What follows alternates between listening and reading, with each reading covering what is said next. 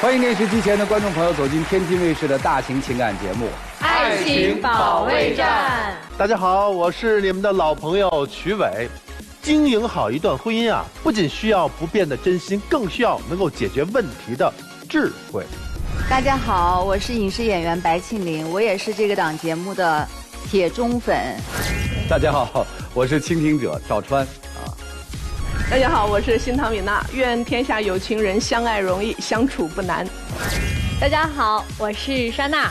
接纳和看见自己，其实也是爱对方的一种表现。好，接下来就让我们请出今天的3对求助者，有请。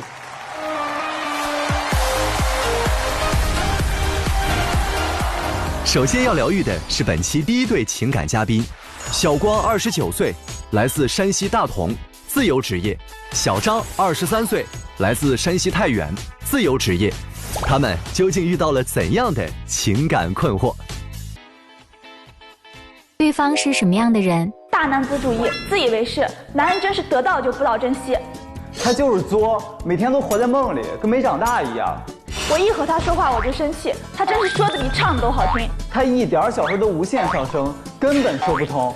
他什么事儿都自作主张，让他自己一个人过去得了。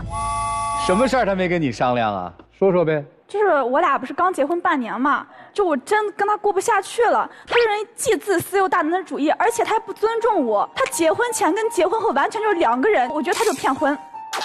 我就觉得他小题大做，婚前婚后有些变化很正常，而且结婚之后回归平淡嘛，我不能说老天天的要对你献殷勤去吧，就是百般怠慢，也不是说怠慢，就是心里有就好了嘛。你这个给他抓到漏洞了。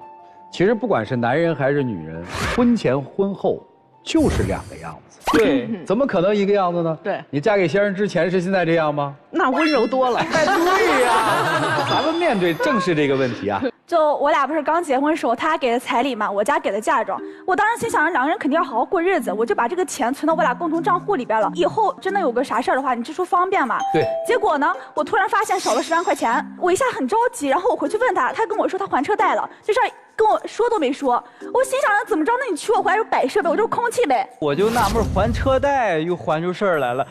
我房子、车子、吃饭，这不都是正常的这些东西吗？那我这个车是为了结婚买的，又不是我后边自己一个人开，不给他用，2个人一块用的，我还车贷咋了呀？是这事儿没错，但是你不说这事儿是不对的。就是啊，你说上下2嘴皮一磕的事儿这么简单，他不说一下，他有点小题大做，我感觉。我小题大做，我为什么信你不知道吗？他这个人，我跟你讲，每次都屡教不改。这个事儿刚过去没有多长时间，然后接下来又给我发生一件这样的事儿，就是我们俩结婚肯定要备孕嘛。我心想，你备孕手里肯定要握点钱，我没钱我怎么备孕？我怎么生孩子呢？然后我去银行，我说把这个钱吧，咱去投个理财啥的，到时候明年假如说真生了孩子之后，我起码手里能赚点钱，自己有点安全感。结果我去银行一查，我卡里只有3、4万块钱了。我当时很着急，我心想这个卡是不是被人盗了呀？就是我当时急得都快哭了，结果人家银行跟我说，你这个卡的状态是正常的，没有任何问题。我回家问他，他一开始不承认，后来人家跟我说，哎呀，让拿这个钱又去投资去了。我说你怎么我上次跟他吵过一回了，他这次还这个样子，屡教不改就是。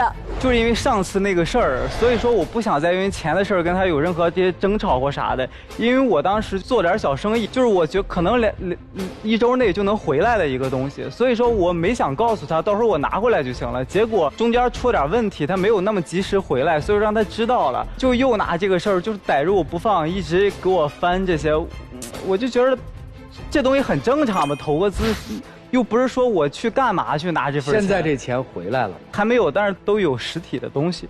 你看，就是他也有这个问题。结婚之前吧，我们互相不管互相的钱嘛。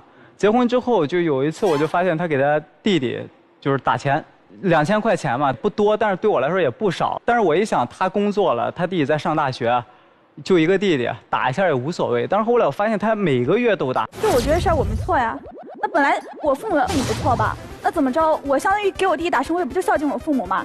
当初就是我俩结婚的时候，因为我家里条件确实也不怎么好嘛，然后当时他家给的彩礼，按我们家那边的规矩是要全部给女方的父母的，就全部要给我爸妈的。我爸妈那边如果说我爸妈有儿子的话，是要留给儿子当彩礼的。但我爸妈当时对他很好，就1分钱没要，都给我赔回来。然后后来把家里仅剩余钱都给我当陪嫁了。做人不能这么没良心，知道吧？那如果说你要给你家里打这1、2000块钱的话，那我也很乐意啊。我觉得孝敬父母是应该的呀。那我把我钱也全给我家打，你我说的是全部嘛，你不要偷换概念好不好？就1-2千块钱，这1-2千块钱他出去应酬一顿就1-2千块钱，我拿着应酬的一顿钱去给我弟打生活费，怎么了？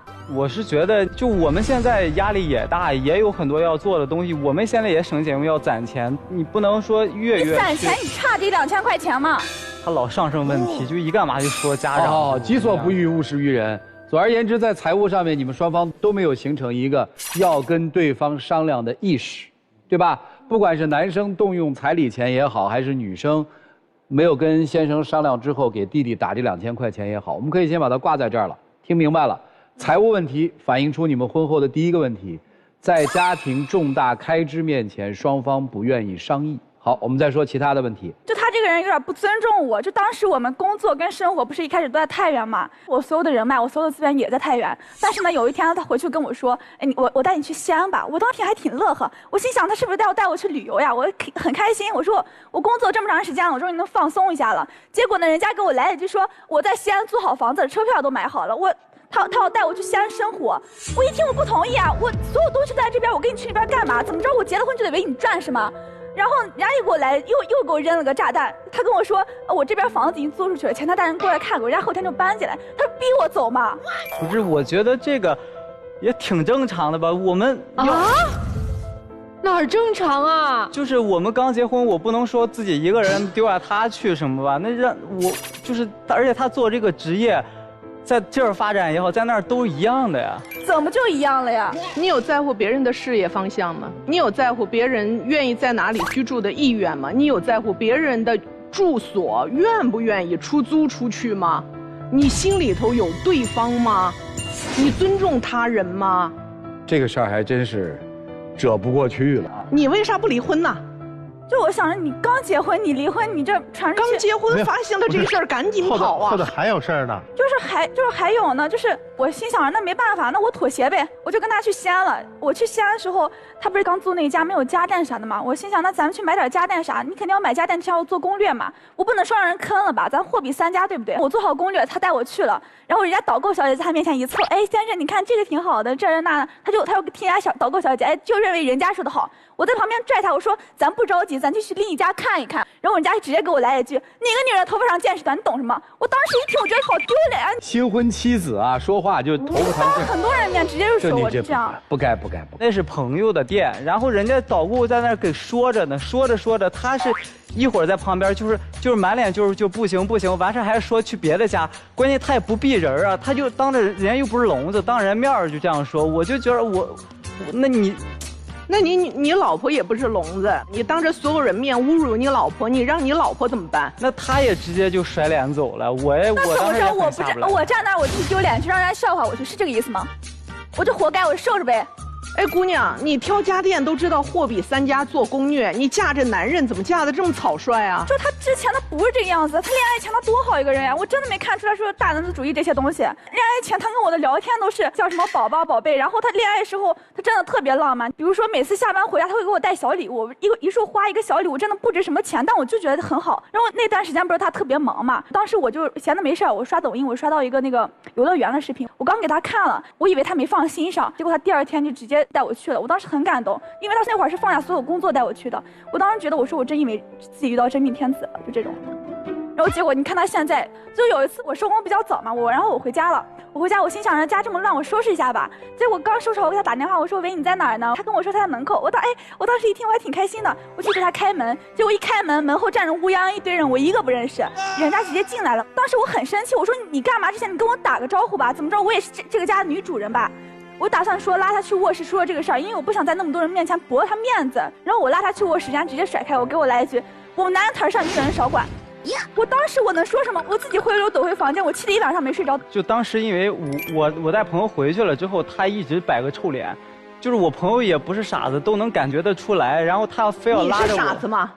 你要不是傻子的话，你怎么会回家之前不说一声？老婆如果穿着睡衣小吊带，一开门全是男人呢？对呀，老师说的就是在这儿啊。如果他想给你一个小惊喜，岂不是很尴尬吗？当时没有太多想，因为就是临时，就是我和朋友不是约一下，而且有事儿要谈。我一想，就是那就在家里合适就直接去了，我没有想那么多。所以你看啊，这里面有个相处模式问题。女生说为什么婚前和婚后不一样？我现在听起来婚前婚后反而恰恰是一个人。你看在婚前啊，我觉得送你花很浪漫，我没有跟你商量，我带着花来了，这个行为是我们的关系我做主，对吧？我看到你刷了个游乐场，他也是以惊喜之名，完全靠自己来做主，把这个事儿做了。你看他的前后行为是一致的，小到把人从外面带回自己家里做客，不通知自己的妻子，到去商场购物不与妻子商量，再到妻子的人生规划不尊重，直接把妻子带走，再到用你们的财物，你看他所有的行为他是一致的，只不过婚前以他为主的那个行为叫讨好，对，你是一个获益者，而婚后的这个模式，你是一个受害者。我知道你们今天还准备了这个婚前和婚后的一些聊天的记录，来我们看看。这都是之前的嘛？对，这是恋爱前就消息都秒回啥的，现在特别敷衍。让我给他发个消息，可能隔1-2个小时才回，就敷衍到不行了已经。哦，明显冷了哈，这个能解释一下吗？你们交往多久结的婚啊？2年。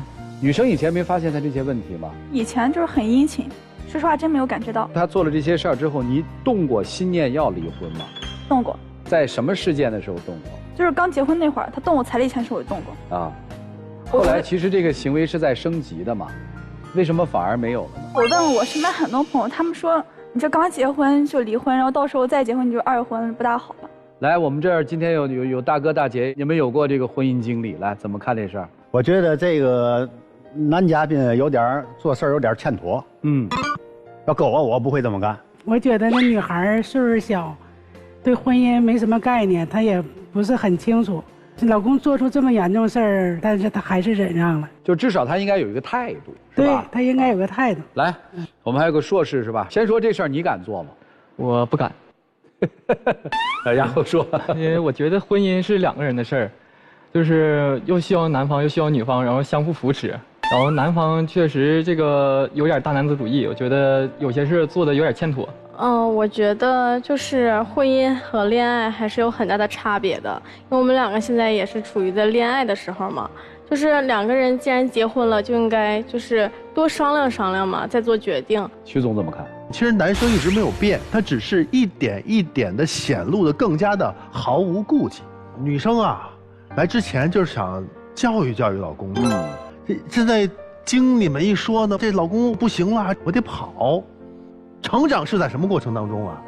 在痛苦当中成长。那也不能与狼共舞啊！哎，不是啊，我们这儿疼了，这烫我一下我就跑了，那边再烫我一下再跑，我始终就是在自己不能成长那个幼稚的阶段。不，你现在知道了，烧红的铁不能用手摸，这还得烫多少下才能学得会啊？沙袋打多了，你的抗击打能力就强了呀。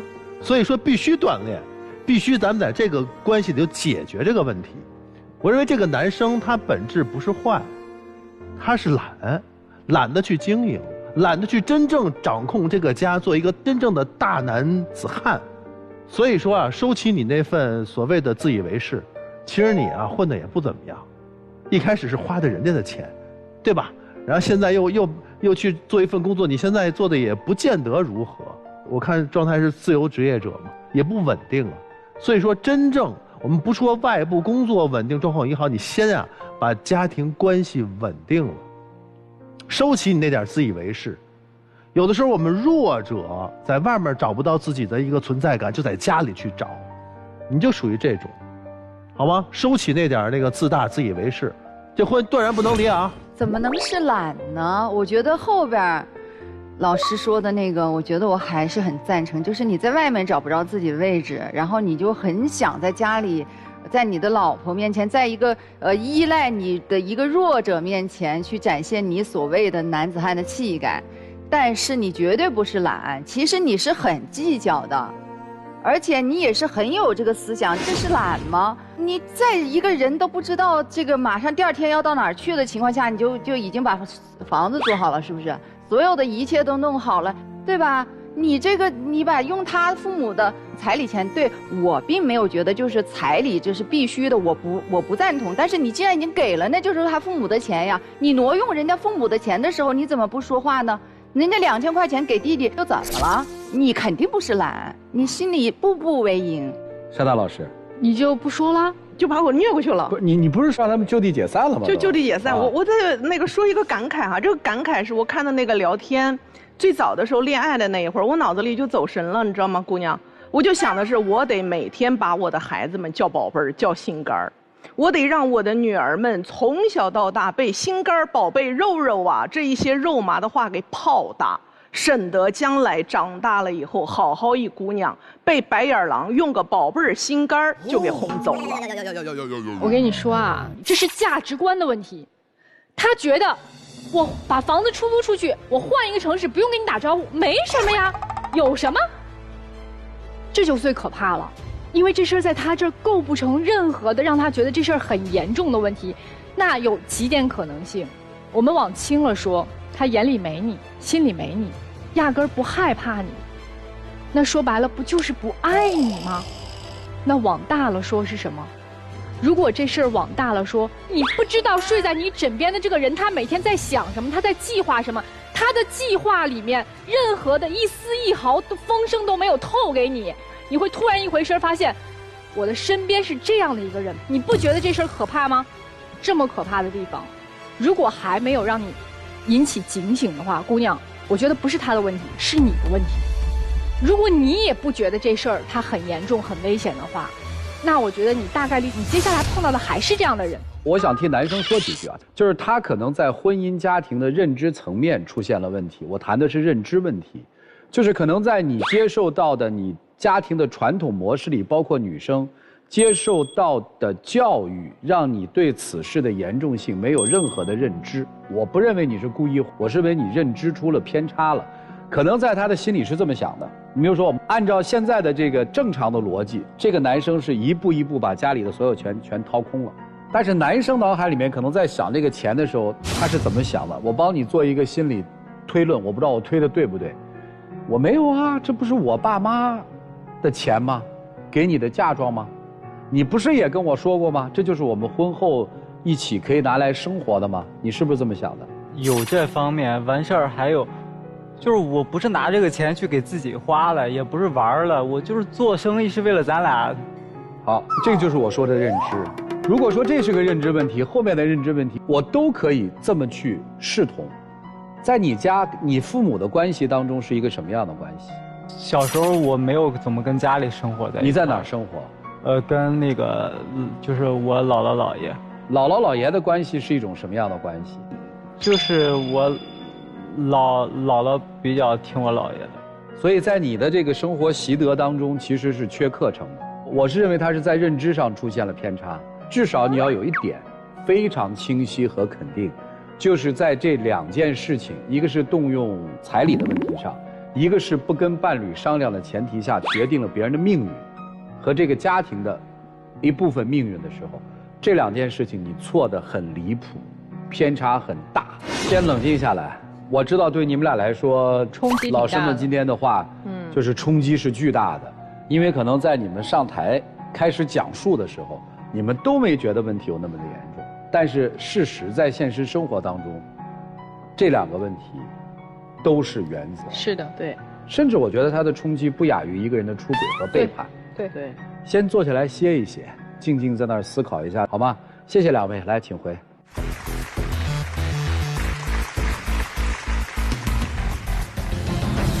本期第二对情感嘉宾，唐先生51岁，来自天津，活动策划；石女士55岁，来自吉林，退休。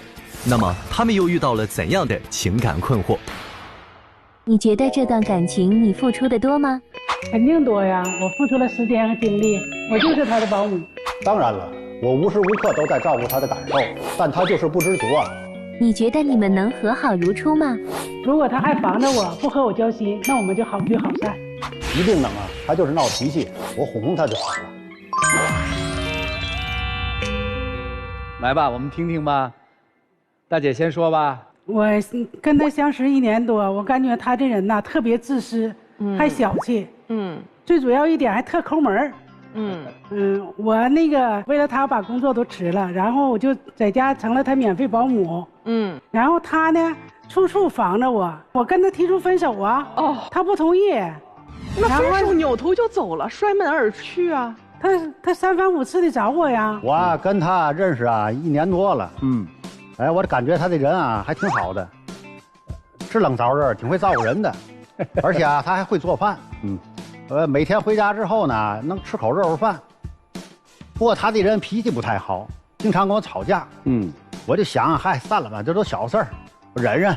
我觉得还能接着过，所以我就想跟他继续。还你想跟我接着过？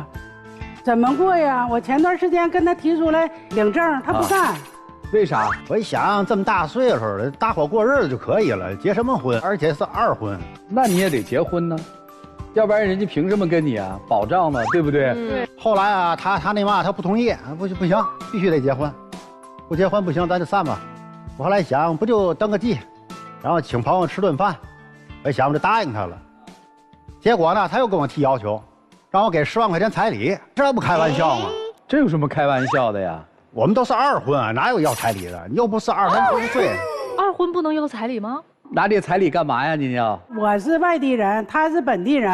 他有一天他不想跟我过了，我是不是有个保障？我有个底儿。这个彩礼啊，我不能给，因为嘛呢？他闺女啊准备要结婚了，他找我要这彩礼啊，是为了给他闺女当这嫁妆用。得了，你净瞎说八道！我姑娘嫁妆钱我早准备好了，那彩礼跟是彩礼，嫁妆是嫁妆，跟这能扯上关系？你就小心眼儿。这就是换个说法，左手倒右手的事儿。他净给我玩套路。哎，你挺有意思的，大哥。刚才说那小哥的时候，他说我不会啊。对。要搁我不会这么干。我看你比小哥会啊，您是真算呐。这个不是算，因为嘛呢？咱挣点钱不容易，尤其像我这么大岁数了，不好挣了这钱。我得留点养老钱啊。你们俩结了婚不都得互相养老吗？对呀，半路夫妻啊，咱必须得多想点，对吧？哎，所以大哥，我问您一个问题啊，假设大姐她不要这个彩礼了，你们结婚之前要做婚前财产公证吗？我觉得应该要。大姐人怎么样？您觉得？我觉得人倒挺不错的，就是脾气大，沾火就着，净是因为一点小事儿还跟我发脾气。3番5次给我点，得给我钱，我得有个保证。拿了钱我就心里就踏实了。万一你回来有外心嘛的，我能有什么外心啊？再说了，我把钱都给他了，他踏实了，我就不踏实了。人穷志短，财大气粗，兜里没钱，我说话都没底气啊，对吧？所以得看好了，是吧？对，对您照顾的好吗？这1年照顾的还可以吧。尤其是前段时间我在医院住了几天，住院了，我是跑前跑后的，端屎端尿的伺候他。我这付出的那辛苦，那你说我就说要点保障，他就不给。他是照顾我几天，照顾的挺好的，我也挺感激的。可是呢，在同病房里边，旁边有一老头，我们聊天时才知道，这老头啊以前是做生意的，挺有钱的，而且这老头啊还是单身。他知道了，哎呦，开始对老头开始热情起来了啊。又给买饭、斟茶倒水，陪他聊天。哎呀，我一看，哎呀，这有事儿这样。你瞅他这小心眼儿，我没当回事儿。再说我们东北人都是热心肠，因为老头想喝水，门给倒，我就随手给倒水。吃饭时候没人了，我就顺手给打个饭，这不很正常点事儿？告诉谁都能帮这个忙。现在还有联系吗？没有联系，我根本就没联系，只是这病友，就是我随手照顾照顾。他就是热情的过分了。我估计他就有想法，他比较物质，嫌贫爱富。他不是嫌贫爱富，人家跟您1年多，真是。他当初啊以为我有钱呢，后来一发现我挺穷的。那人家咋不走啊？对啊，他不一直找我要钱吗？没要着钱。他早就知道从您这儿1根毛都薅不下来了，早就知道了，一直到现在都没走。对呀，您到现在给过他什么呀？我生活费每月都是我出的。找一个保姆，你不光要给生活费，每个月还得工资呢。这跟保姆不一样，平常在家里就是做个饭，不就添双筷子的事儿吗？谁做饭呀？你俩？我做饭啊，对呀。我也做。你做的时候少。你前段时间领你那个帮朋友回来，你整吃喝不都我做吗？我伺候吗？为什么不离开呢？这不是想离开吗？他就3番5次的找我。他找您每次怎么哄的，又能把您哄回来呢？他有什么甜言蜜语，还是送了什么礼物了？没有礼物。他那么抠门，你想他能送我礼物吗？我用真诚感动他。主要是他连嘴都不甜。我这人嘴笨，不会说，吵架我都吵不过。妈呀，您刚才说那些可太会说了。对，哄都没哄，只是打了个电话说回来吧，你就回了是吗？我这人就是心肠比较软，我有时候我再说，我一想我是东北人，我来到这儿，我觉得他这有房子什么的。我寻思就这么大岁数，凑合过吧，将就吧，就这样。您实际也是想找一个落脚点，对吧？对。怎么样啊？这1年多生活下来，你觉得他把你当女朋友，还是当保姆，还是当未婚妻，还是当什么？他把我当成保姆了，我自己劳保工资我都拿出来花了。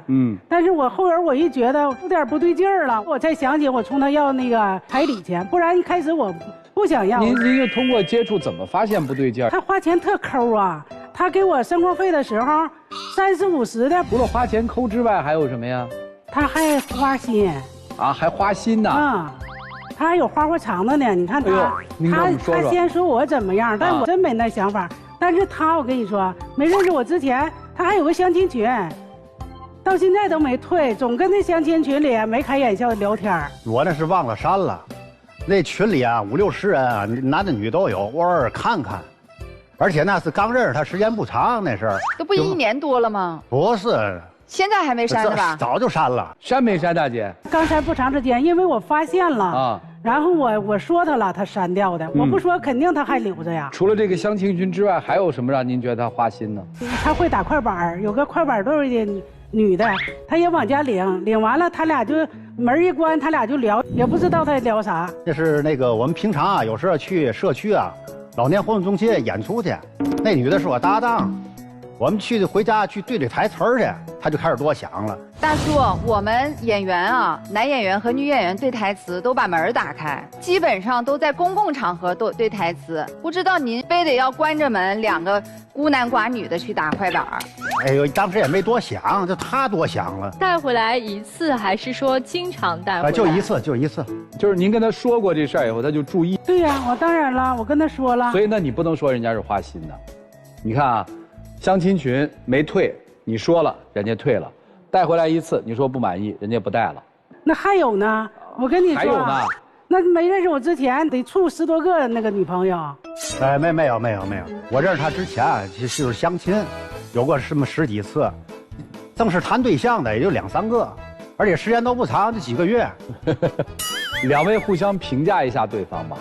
我就觉得，反正他虽然说有些小毛病吧，我觉得还可以继续过。我觉得他就是小心眼抠点，但是他要是给我一个态度，还可以吧。你们谈了1年多，他带您去哪儿玩过吗？他1次都没带我玩过。对，还有一个事儿，他那个一整出去旅游，然后就3天2天自己出去旅游。我啊，那是这个有一个户外群，我们去爬山去，他呢腿脚不好，爬不了山，没法带他去。所以他就不乐意了，我就说啊，等你腿好了，咱俩去那个休闲游去，也不用爬山。你拉倒吧，他就嘴上答应我，但是他一件事他都没兑现。那你带他去看腿了吗？看过，就买膏药，他也没领我，他也没领我上医院。去医院那就大方了，那得动手术了就。这老毛病就得用这吧保守治疗，大哥，大姐除了这个在家里面干点家务啊，帮你省了点事儿啊，做饭。对您怎么样啊？还可以吧，平常也聊聊天你毕竟一个人太孤单嘛，对吗？大伙过日不就这样吗？所以大哥，我想问啊，就是您打算娶她了吗？打算了，登记对吧？啊，不就合法夫妻了吗？对，然后请亲朋友一块吃顿饭啊，然后呢？核心的那个就不提了，那个怎么就不提了呢？本身我也没多少钱，对吗？你要说真有事儿该花的，咱绝对花。那您有多少钱啊？不多，你就10多万，我都给他，我不就没了吗？如果大姐不要10万了，5万，给不给？他女儿结婚啊，我答应给随1万块钱那个份子钱，这就够可以了。您的意思就是说10万没有？1万可以，是这意思吗？毕竟他亲爹1分钱都没掏，对吗？是不是这意思啊？就这意思。就是娶大姐这事儿，在您这儿看来只值1万块。哎，这是2码事儿，咱别老谈钱，谈钱伤感情。大哥，我再问您一个问题啊，如果有一天大姐你们俩是走在一起了啊，你也没有给彩礼，但是有一天大姐生了重病，需要拍10万块钱，拍不拍？她有医保，我天！再问你啊，大姐的这个病，医保管不了的部分有2种药可以选，进口药、国产药，一个贵一点，一个便宜一点，你选哪个？这个到时再说吧。这个你看答案就知道了吗，姐姐？就是到了这样一个岁数，就是到底生活经历了什么，让你们那个情感打得那么薄？我没有说谁对谁错，大姐也很现实，给我10万块钱我就嫁，不给我这10万块钱我就走，我不耽误这个时间。我们说了要彩礼，可不可以要？彩礼可以要啊，对方有条件，愿意给，为什么不能要？问题就彩礼到底是干什么的？这个就是那句话，彩礼有的时候是照妖镜。在这段关系里面，我们就看这个关系里面照出来的是什么？照出来的是大姐并没有实心实意的看上这个人，她要真看上了这个人，其他说，为啥没看上？我想也不会看上。我觉得也不会看上。自私，什么？这10万块钱，在我看来，甚至是大姐给大哥设置的一个障碍。我觉得是这样，在爱情当中啊，有时候想要全都要，可能性不大。你看我们在生活当中啊，有些事儿我们可以全要，比如说我们在选择一个电话号码的时候，我们既想要通话质量高，又想要网络高速稳定，然后这个套餐呢，这时长还多，流量还大，哎，我们选择中国广电的192。可是，在爱情当中，大哥我就问您，您是要钱，还是要人？这问题您去想。我跟大姐聊几句哈。为什么大哥有这样的一个想法？我就使劲按住我这钱不放，就跟你谈所谓那个柔情蜜意啊，这种爱情，跟您有没有关系？您是奔着什么来的？如果您真奔着大哥这个人来的，那为什么总把这个钱、保障、物质先放在前面了呢？而且一味的去强调。如果您着急结婚的目的是早点有个保障，甚至于大哥说你不就是你的女儿要结婚了，想给点嫁妆吗？哎，咱压根儿就不给他误解咱们的机会。咱们有分有寸、有尺有度的去谈这份感情，谈感情的结果，人才能两得。大哥，我刚才问您的问题考虑清楚了吗？有答案了吗？要钱要人，这得仔细考虑一下。好了，这也是一种答案。大姐，你懂了吗？我挺诧异的，就是说，我也不知道他们这个爱情怎么就特别凉薄，我也不知道找不出什么样的一个词来形容，就是特别扎心，就是两个人的那种相濡以沫，最后走到这个生命的最后，能够说出来这样的一个话。哎呦，就是觉得凉薄。就如果在这个时候两个人在一起，没有任何一点爱的感觉，没有那种我就是想跟你在一起的冲动，也没有想为了对方能够豁出去了，就是我豁出去，我有什么都给你，因为我余下的人生给你了，我余下的健康交给你管理了，我余下的金钱也想和你共享了。假如没有这份决心的话，那么在一起搭伙过日子干嘛呢？有一些伤害的话哈，咱这个哥哥别说了，那些话每一句都扎心，那些话也许你是把它当成个幽默讲的，但对任何女人来讲，全部都叫路标，路标上指着一个叫做此路不通。能谈恋爱的话，我觉得还是可以再谈一阵儿的。两个人在恋爱交往的过程里头，双方再看我们能不能往下走下去。但此刻如果一定要拿什么给10万就结婚或不给10万不结婚来作为一个论断的话，我都觉得对不起你们相爱一场。米娜姐，我甚至都不觉得他们相爱，因为，哎呀，我觉得咱们这个中国广电这个192就要爱说的特别好。任何一段关系当中，如果没有爱，就会让这段关系很可怕，就会看见人性的最深处。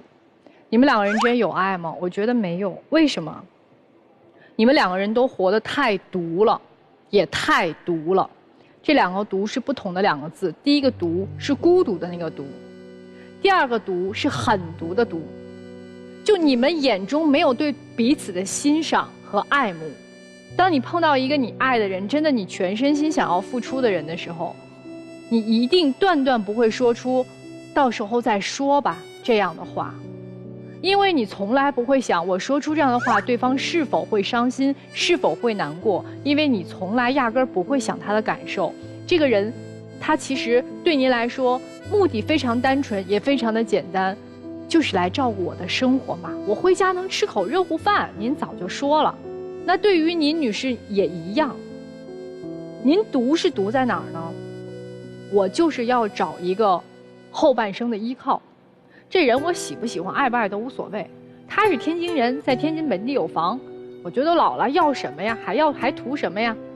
因为您一开始您的目的也是这个目的，那他的目的也是这个目的，你们不就在一起了吗？所以你们之间没有爱，就是搭伙过日子。他的一开始形容的非常准确。那么搭伙过日子，就不要埋怨彼此要的都太多。但是翻回来说，如果真的只是搭伙过日子的话，我能不能找一个欣赏我的，或者我欣赏的，我们还有爱的在一起，这样的人生不是才有意义吗？徐总给了一个那个问题特别好，就是你要钱还是要人？实际这压根儿不是一个矛盾题，这个命题在第一对夫妻的身上已经体现了。你要钱还是要人？我得到了人，所以我还得到了钱。我不管这个男生是靠什么样的方式啊，至少让女生感到的是爱，所以我才愿意这样去做。到了这个岁数了，其实应该更明白了，越是中老年的再婚，越是中老年的情侣，其实越需要爱的单纯。对，因为你们见过世事了，你们了解生活的本质了，你们各自算计生活的能力是远超年轻人。是的，所以人才说嘛，中老年的恋爱是老房子着火，火势蔓延，一发不可收拾。你们连爱都没燃起来，你们还干嘛呀？但是有热饭吃啊！啊！但是有热饭，现在热饭也没了。哎呀，所以想清楚好不好？谢谢两位啊，你们考虑一下，请坐啊。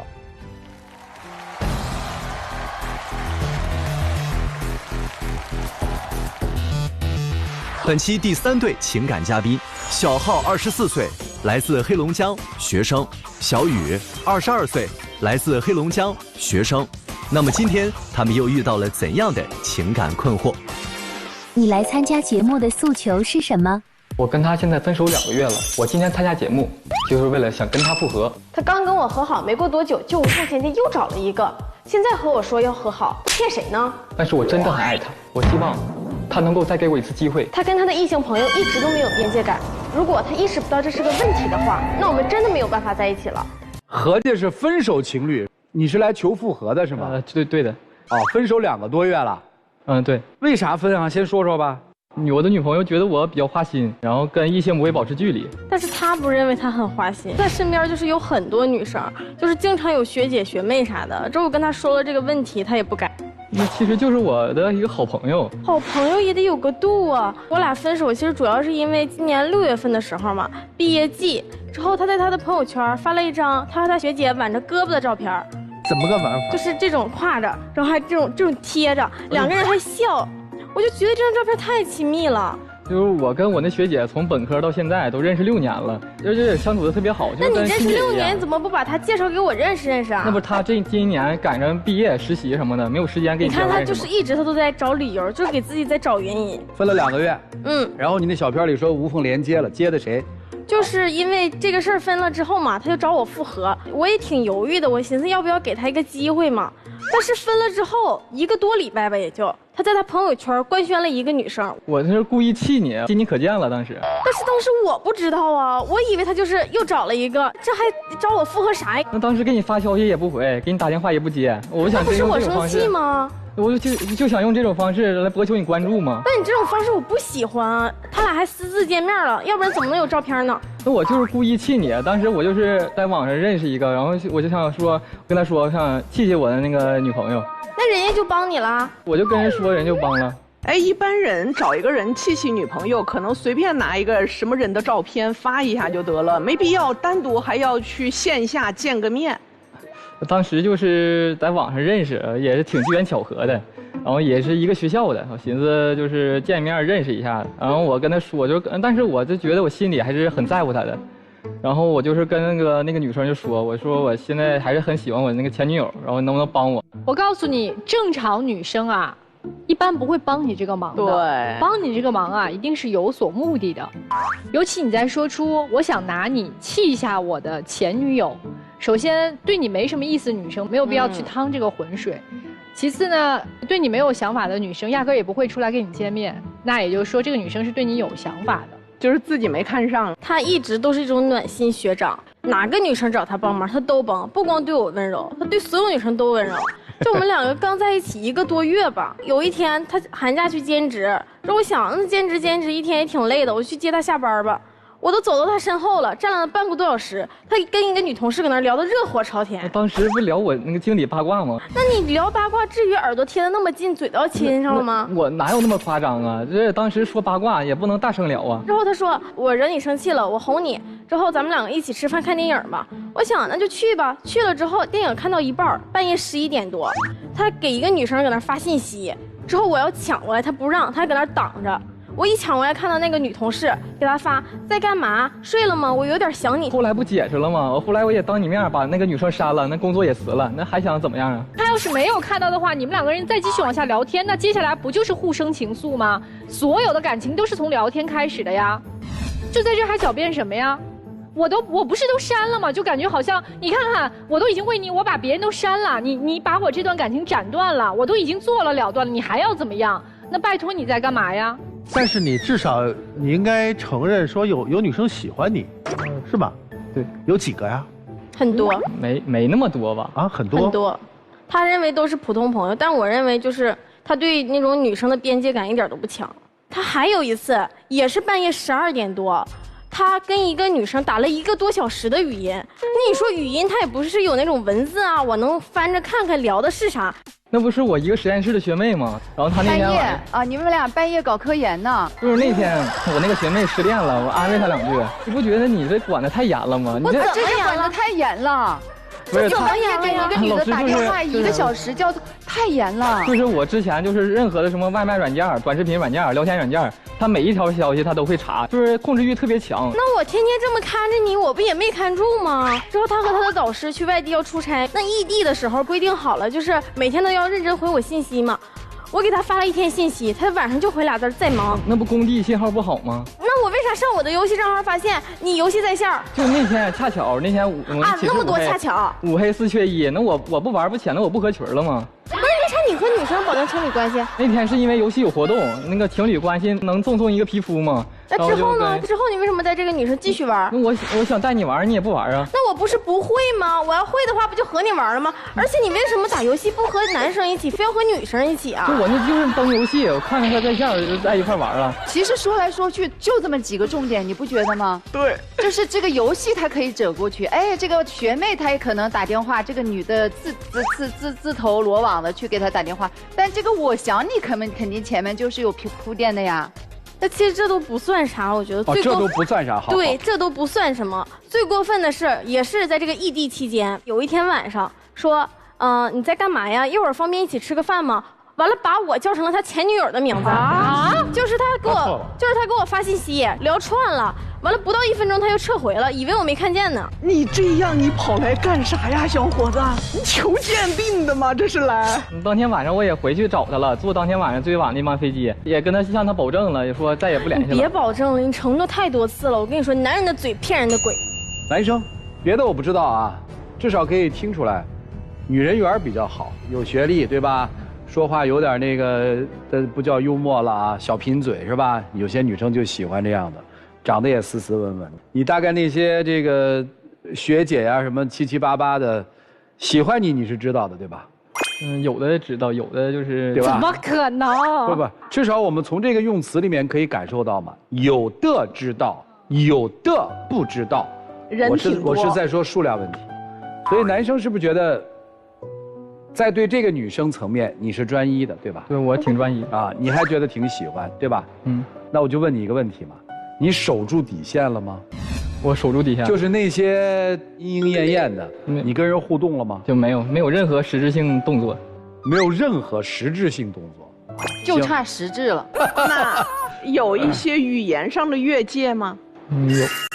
有，就是你说过什么越界的话？就是有的时候也会说一些比较暧昧的想你了这种话什么。所以其实现实问题就摆在这儿嘛，就是女生觉得这个男生抓不住嘛，抓不住才会查手机嘛，才会越查越多嘛，啊，事情才会被越查越大嘛。那本身有没有那么大，可能也没那么大，但是在这个过程里，男生已经承认了，确实有很多或者他周围的很多女生对他是有好感的，他有的时候也会跟别人有一些情感上的互动，这个男生是承认的，所以就是这么一个现实嘛。优质的男生喜欢的女生比较多，女朋友没有安全感，所以我看你分手其实就是假分手嘛，你是敲警钟的嘛，要不然今天你也不会来嘛。来吧，曲总，怎么办？我敢笃定的说，就到现在为止，男生心里还是觉得挽回她十拿九稳，因为你太了解女孩了，因为你接触了太多，你是从中在选择，她一定不是你最后一个。只是他在当下，在这些女孩当中，他有他的优点。其实刚才并没有说出来，但一定是有。是什么？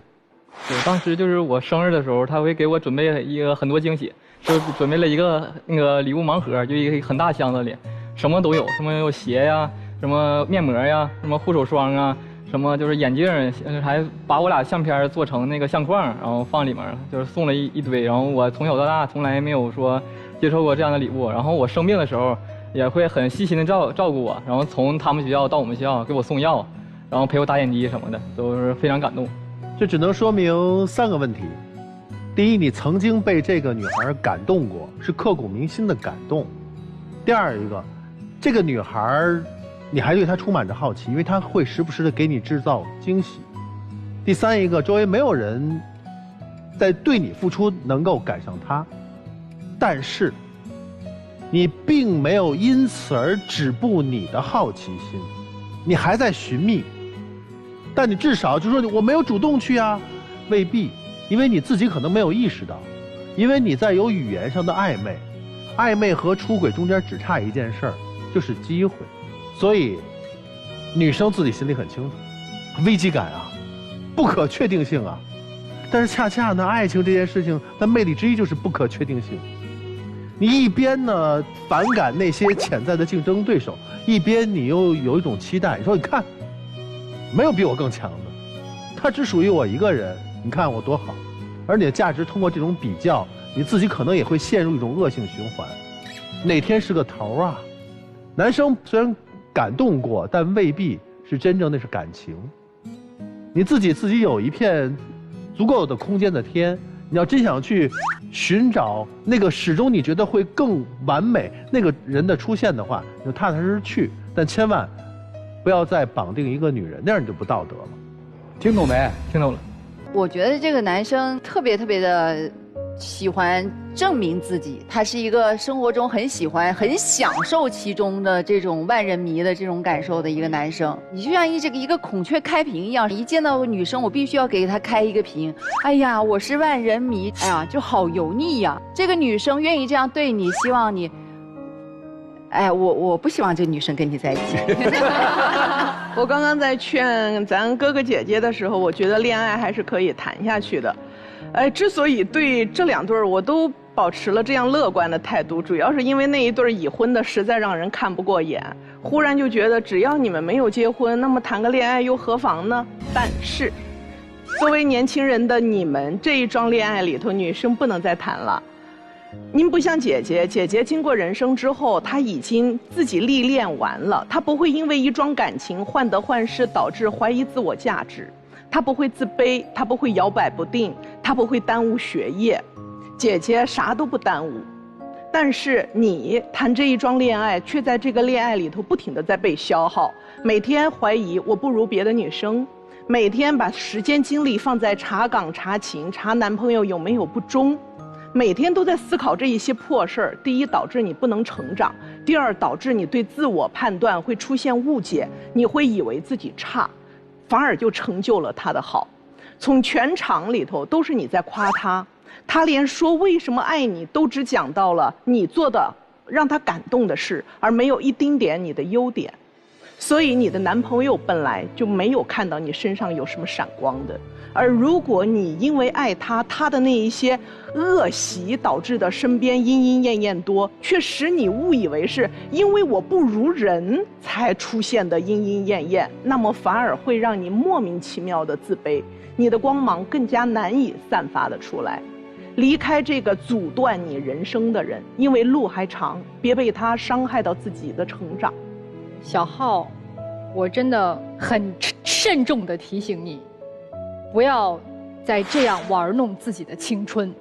其实，在你心里非常清楚，围绕在你身边这些可以跟你在微信里面动不动说我想你的女孩子，你大概也不会找她们做女朋友。因为你深知这些女孩可能也会跟其他的男人说我想你了，所以你为什么会一直求他复合？因为他不是那个可以随便跟你暧昧的对象，因为他踏实。为什么恋爱和婚姻让人崇敬？因为唯一性。但如果你要是在你的青春当中谈的这些所有的恋爱都不是唯一性的，你给自己找很多的暧昧的对象的话，害的是你自己，也会毁了你现在所有的声誉，对你的未来人生会造成很大的影响。所以我觉得对自己自律的人才能成功，对自己不自律的人，放纵自己的人，到最后无论是学业还是事业还是感情，一定都会失败。就这样。真的，我就觉得这个女生你要好好想一想，千万不要这么大好的青春去不停地贬低自己，最后你迷失自己。所以女生啊，你坚定就好了。这个关系嘛，至少现在我们看，主动权还在你的手里啊，你自己坚定。我们没有什么特别的建议，就是一定分或者一定怎么样。这个主动权在你，就这个关系的主动权在你，好好把这个主动权用好啊。好啦，我们谢谢3对朋友给我们做的分享啊，大家到后面好好考虑一下。谢谢各位，请回啊。